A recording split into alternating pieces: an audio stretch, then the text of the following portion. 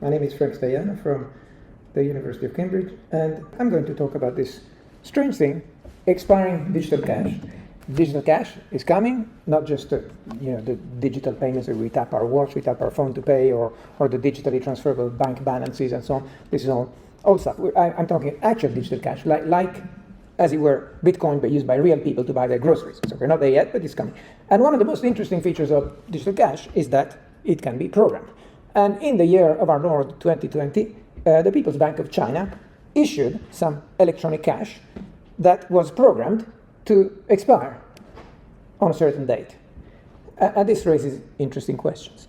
And so in this work, we explore these questions and their security implications and what they tell us about programmable money, whether the programmable money, digital cash, is a CBDC, central bank digital currency, or a token on the decentralized blockchain, and so on.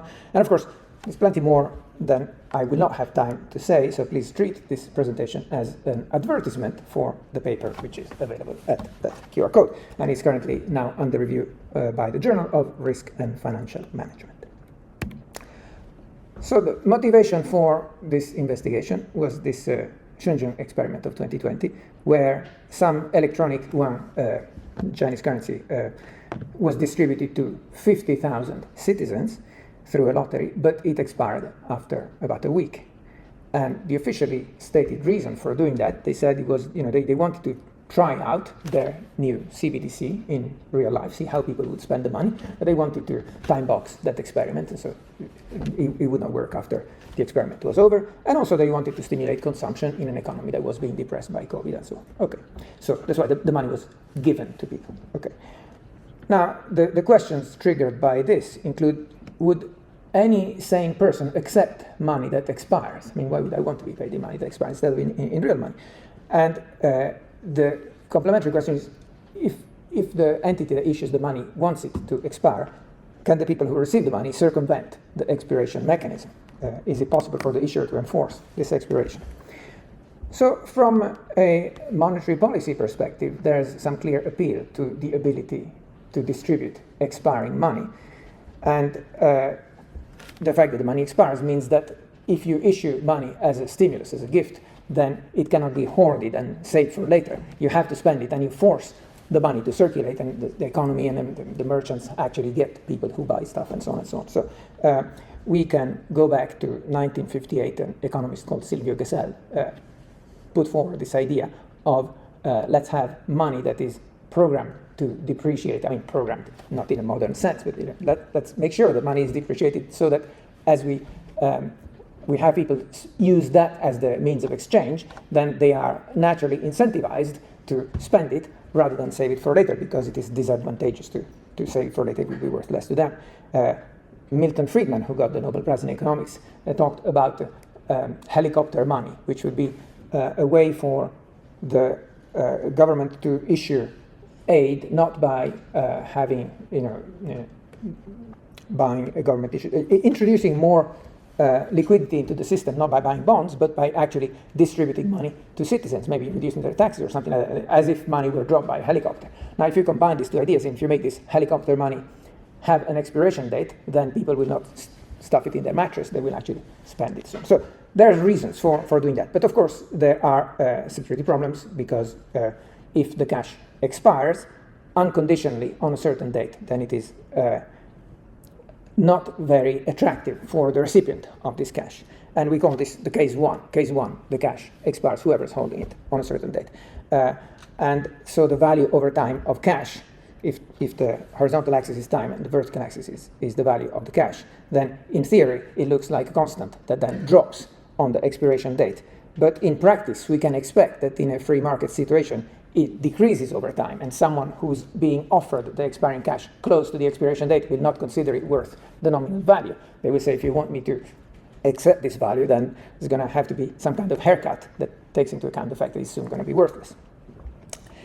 If instead, and we call this the case two, the cash does not expire after it has been paid to someone for the first time, then it will be easier to accept this cash for the recipient, but it's ripe for abuse, because you just make a fake payment so that it stops expiring, and then that's it. You've circumvented the mechanism that the issuer of the cash had had planned for. Now, there could be other cases, such as the cash, if it's paid, then has a prolonged expiration date and so on. But all these things, these basic case 1 and case 2, are a bit like a vector base for the space of cases, and you can construct other cases on the basis of combining those two.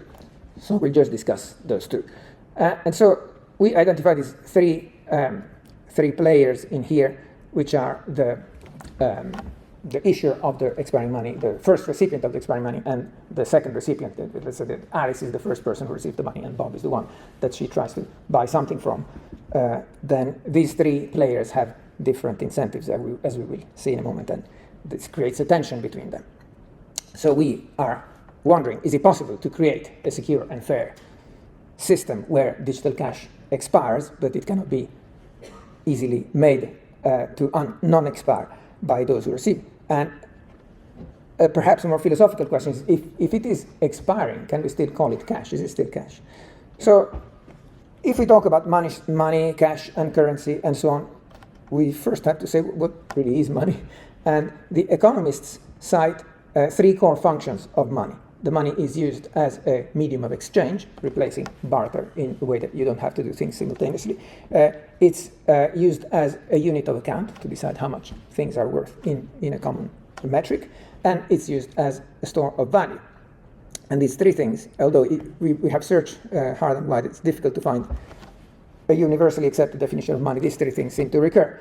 And the terms money, cash, and currency are used more or less interchangeably in normal speech, but if you try to dig a little deeper, then money is the most general, all-encompassing term, which includes cash and currency, and then things get murkier. Cash implies anonymity, implies possibility of peer-to-peer transfer. Currency suggests something that's been issued by a central bank for a certain country. And then accountants and bankers disagree on whether, for example, cash account balance is considered cash or currency, and we are not going to bother with these terminological distinctions. We just say cash, digital cash, and expiring digital cash. Now, digital cash differs from conventional online payments in two ways. First of all, it can be transferred between individuals directly without involving a bank as an intermediary. And second, it could be programmed. I mean, not all implementations, but one significant thing is that digital cash could be programmed, and that is a powerful change. We can attach some logic to the money, some smart contract that says when these conditions are true, which can be automatically verified, then the money does something on its own. So what do we need for expiring digital cash to work? As we hinted at, it is something that can serve many policy goals. And the first one is to support a monetary policy that distributes aid to stimulate money circulation, but discourages hoarding. And this has actually happened in 2009 in Taiwan.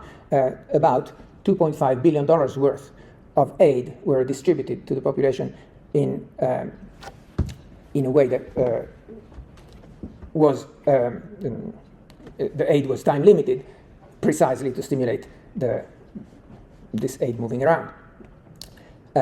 As we said earlier as well, another reason might be to time limit the experiment, as the Chinese did in Shenzhen. And another thing that we found as a suggestion for why one would want digital cash to expire is if you have CBDC that is designed to work offline, doesn't always have to be connected to the network to decide whether double spending is occurring, then the control over double spending for offline money has to rely on some tamper-resistant kind of wallet. And so tamper-resistant has to be tamper-resistant to protect the recipient of the money, because otherwise the owner of the wallet, if they could tamper with their own wallet, they could make a backup and double spend. So if you have a tamper-resistant wallet, and by definition you can't back it up, then what happens if you lose your wallet? Would you lose all the money? And the original suggestion of these researchers was, you could say the CBDC expires after a year, and if you have not spent this thing, you can have the money reissued. And so it's a way to make your, provided of course if the money, the wallet is lost or perhaps stolen, but it is also locked. Provided nobody has spent the money that was in that wallet, you could have it reissued, which you couldn't do with normal money. You lose your wallet, and that's it. So various reasons why one might want to have expiring digital money. Now, as we said earlier, we have at least two mutually exclusive cases of how this could work. In case one, the cash expires unconditionally for whoever is holding it, and in case two, it only expires for the first holder, but as soon as it gets spent the first time, then it stops expiring, which encourages acceptance of the cash, but makes many frauds possible to circumvent the expiration. So the three kinds of stakeholders we have is the entity that issues the money, whose interest is, if they decide that they want to have expiring money, then their interest is in making it stay expiring. Then the first recipient of the money, who receives this expiring money, and if we assume in the rest of the talk that the motivation was distributing stimulus, distributing aid, then they presumably got it for free, then they might say, it's all very nice that I got this money for free, but actually I might need it even more later on, so I want to disable the expiration, which is of course in conflict with the interest of the issuer. And then you have the secondary recipient, the Bob, where Alice goes to buy stuff with expiring money. And in the case one, then this secondary recipient might not like to accept this cash, expiring cash, and so has conflict both with the issuer because they would want to disable the expiration, and with Alice because they might prefer Alice to pay in real money. And instead, in case two, Bob the merchant is actually safe because he knows that once he receives it, it becomes non-expiring. But Bob might collude with Alice to do a favor to Alice to make the cash non-expiring. Since he's the one who has the power of turning it into non-expiring, he might get bribed by Alice to do this conversion and give the cash back to Alice. So designing secure expiring digital cash means balancing these tensions between these adversarial players. The Xinjiang experiment consisted of the People's Bank of China distributing through a lottery. You'd had to apply to a lottery, and if you were lucky, you would get one of these good luck red envelopes. It's the kind of gift that you give on Lunar New Year, and it didn't contain a lot of money. It's the equivalent of about $30 US, and it was given out to 50,000 citizens. So 10 million yuan were distributed through this lottery, and the cash expired after only 6 days, and it could only be spent at one of 3,000 plus designated merchants who had been equipped with the right point-of-sale terminals to accept this digital cash. So it was not allowed to do peer-to-peer transfers. You could not pay your friend. And the merchants got refunded with real money, so it was kind of case two in our terminology. And so this was both a real-world pilot for the Chinese CBDC and also the thing that motivated us to look into expiring digital cash in a more abstract sense.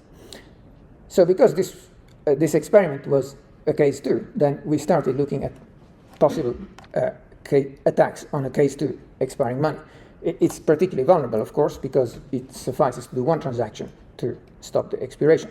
And so Alice and Bob could agree to have a fake transaction. Alice buys something, or actually pretends to buy something, pays the expiring cash to Bob, and Bob receives the cash. It becomes non-expiring because they can redeem that amount from the People's Bank of China. And Bob is happy to just give the cash back to Alice minus a fee for having unlocked it. And Bob pockets the small fee, and Alice gets back more or less has laundered the money into stable non-expiring cash. Now, arguably, this is something that could be spotted by analysis of the patterns of payments. And so a variation on this is for Alice to buy, for example, a nice TV with that money, and then Bob would receive the money, which in the meantime might have expired, but after a few months, Alice says, oh, I need to return this TV, it has a defect. And then at that point, Bob has to repay with real money because that's all that exists at the point. The original money had expired anyway. And the interesting thing is that this gives some plausible deniability to Bob because it is a normal practice for a merchant to have to return something that has some defect. And so Bob has a better cover story than before in case the People's Bank of China starts investigating why there is this money goes back and forth. Now, of course, depending on how many of these returns they do, still anomaly detection could spot that kind of operation, but it is a better situation, better cover story for Bob. Another variation on this is that Alice might choose to spend this money on a spend the expiring digital cash on a money platform, the kind of thing that would transform money into credits that can be used for buying things in various stores or transform into other forms, which of course would be non-expiring. And so the expiration is bypassed by having paid this money into the platform, assuming that the platform is a recipient that's allowed to convert it.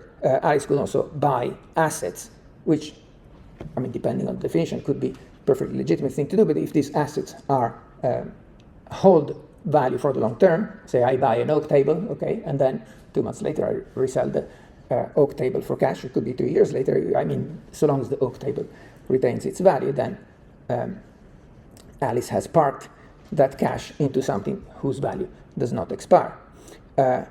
Another flavor of attack on the expiration is that Alice could register as a merchant herself and then acquire the ability to unlock the money.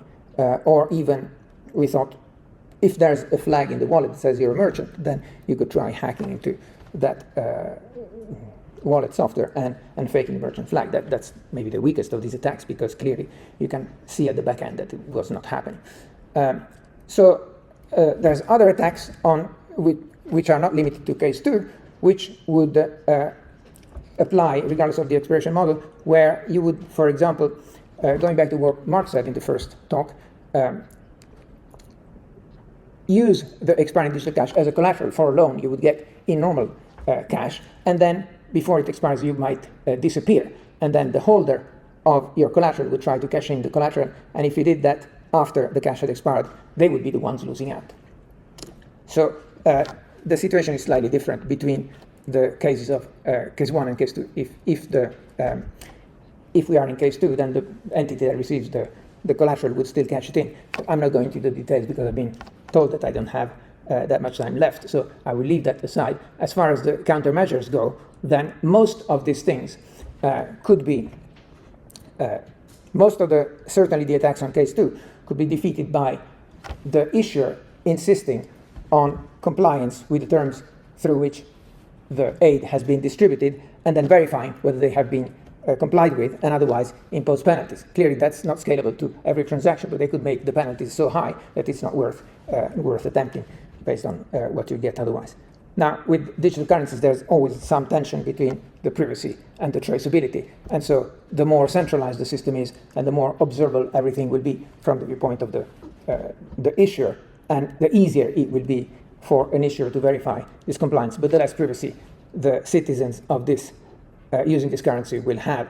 If you have a big brother, totalitarian regime, they could not just observe everything you do with this money, they could even decide to switch off your personal currency units. If they say, well, you're not compliant, then let's make your money not work, which is very powerful and a very powerful method of stopping this type of criminal activities, but also something that's disturbingly intrusive from the viewpoint of civil liberty. So we should be quite wary of whether we allow this kind of stuff to be deployed. Now, from the viewpoint of research perspective, if we have a situation where a big brother issuer can do anything, then it's not interesting, because no fraud can happen if they can see and counter everything. So it would be more interesting to check, at least from a research intellectual viewpoint, what would happen if this were not a CBDC, but something that an entity that didn't have the powers of a central bank tried to implement with a smart contract on a blockchain. How would we play this game here? Now, the question that remains here, if extreme traceability is necessary to stop fraud, then can cash continue to be anonymous? If the cash expires, can it still be a store of value? If the cash loses value gradually and so it cannot be spent at face value, does one always is always equivalent to another one? Perhaps not. So can it remain fungible? Can it be spent like any other? If it's not always worth the same, can it be used as a unit of account? And if the answer to all these questions is no, if it loses all these defining properties of money, can we still call it cash? We argue that we shouldn't be calling it cash. And so a better mental model for us is that we should take a different viewpoint. Okay, so a gift that expires can be a useful monetary policy tool. Implementing it digitally can be advantageous compared to doing it the old-fashioned way. But actually, what expires is the agreement when the gift is given. That expires, has an expiration. It's not the cash that expires. What happens to the cash, the digital cash, is just that it moves from one wallet to another. It could be it moves from the wallet of the original recipient back to the wallet of the issuer. it's not the cash that expires, it's the agreement that expires. Thank you. Thank you.